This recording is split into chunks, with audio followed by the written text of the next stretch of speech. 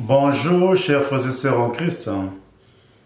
Nous célébrons le 5e dimanche de Carême. Évangile de Jésus-Christ selon Saint Jean. Au chapitre 8, les 11 premiers versets. En ces temps-là, Jésus s'en alla au mont des Oliviers. Dès l'aurore, il retourne au temple. Comme tout le peuple venait à lui, il s'assit et se mit à enseigner. Les scribes et les pharisiens lui amènent une femme qu'on avait surprise en situation d'adultère. Ils la mettent au milieu et disent à Jésus: Maître, cette femme a été surprise en flagrant délit d'adultère. Or, dans la loi, Moïse nous a ordonné de lapider ces femmes-là. Et toi, que dis-tu? Il parlait ainsi pour le mettre à l'épreuve, afin de pouvoir l'accuser. Mais Jésus s'était baissé et du doigt, il écrivait sur la terre. Comme on persistait à l'interroger, il se redressa et leur dit: Celui d'entre vous qui est sans péché, qu'il soit le premier à lui jeter une pierre. Il se baissa de nouveau et il écrivait sur la terre. Eux, après avoir entendu cela, s'en allaient un par un, en commençant par les plus âgés.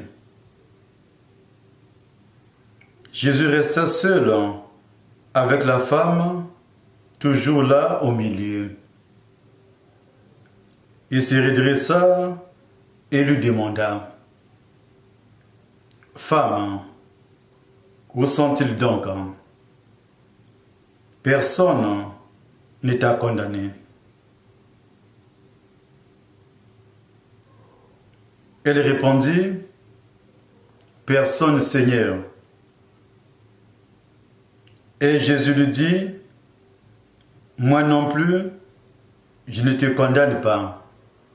Va et désormais ne pêche plus. Acclamons la parole de Dieu.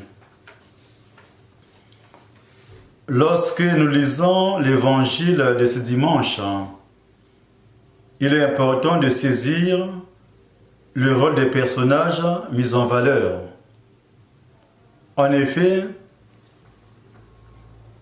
la femme adultère est le symbole de tout ce qui peut un jour détruire une personne. Elle symbolise le péché. Elle symbolise la fragilité. Elle symbolise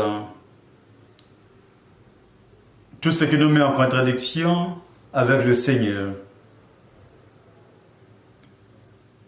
Dans notre société aujourd'hui, il y a des gens qui posent des actes qui un jour les rattrapent. Une passion d'amour, d'argent, de pouvoir peut rendre petit à petit les gens esclaves et inconscients.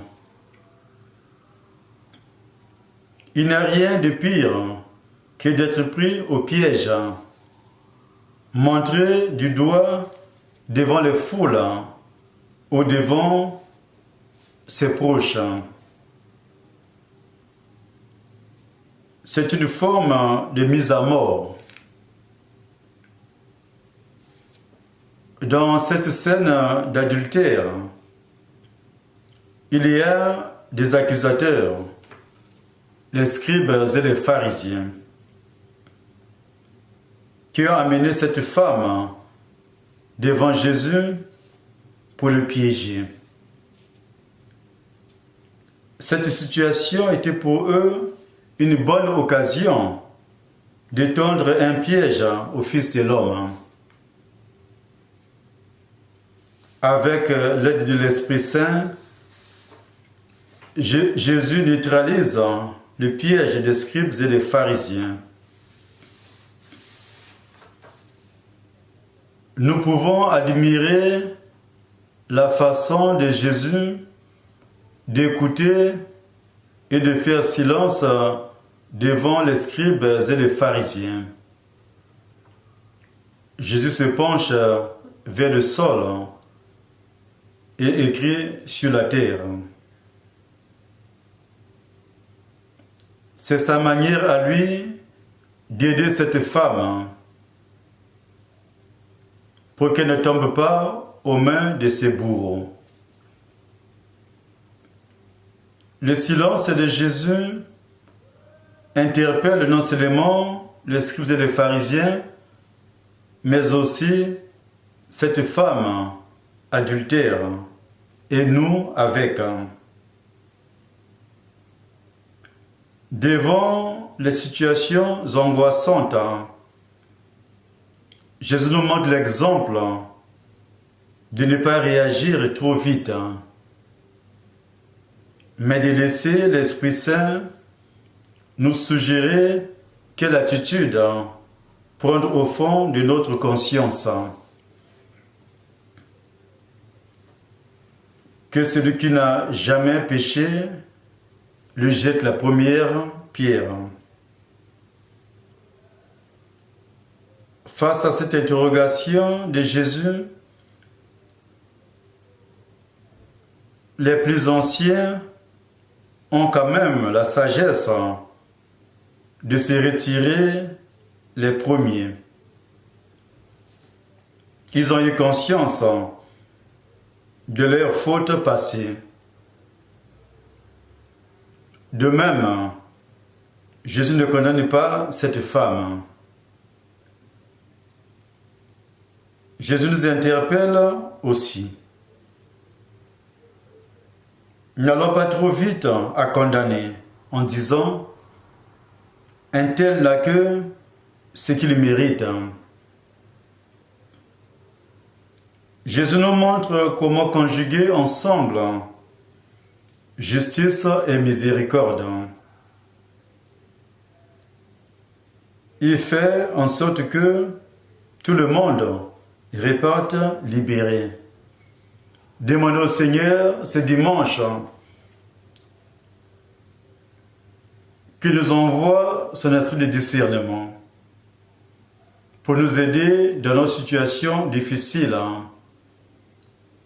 qui met en chacun de nous ton esprit d'intelligence et qui veille sur nous.